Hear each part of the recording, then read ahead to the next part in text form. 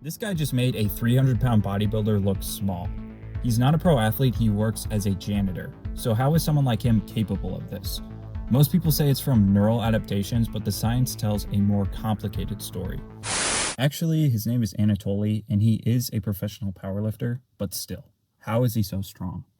To answer that question, we can first look at a study that compared muscle motor recruitment between well-trained lifters and untrained lifters. The study used a submaximal elbow flexor test, which basically measures activation of the biceps muscles. The result? The researchers found that motor unit recruitment was actually very close between both groups, meaning the strength-trained individuals didn't have better neurological adaptations than the untrained group. But this is where it gets really interesting.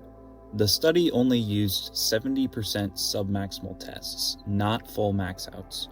While neural recruitment is similar at submaximal efforts, research suggests that well-trained lifters have faster neural pathways or can fully activate their muscles at maximal efforts compared to untrained lifters.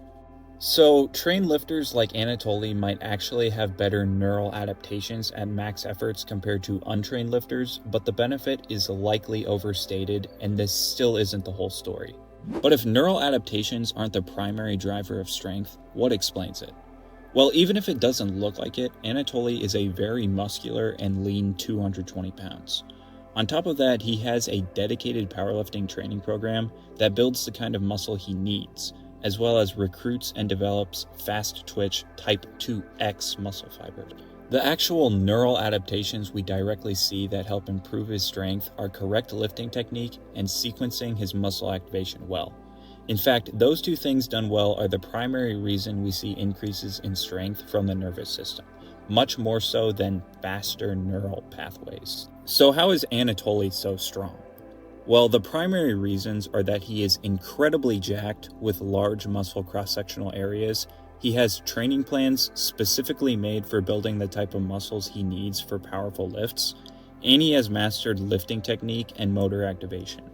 Although it's possible that neurological factors may benefit him during maximal lifts, it's definitely not as important as people make it out to be.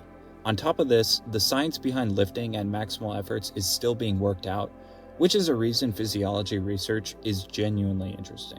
Anyway, my practical takeaway is that neural adaptations are much less important when it comes to strength training compared to correct technique and motor sequencing, which are actual adaptations you can control. If you want to maximize strength, focus on building muscle, mastering lifting techniques, and learning proper muscle sequencing.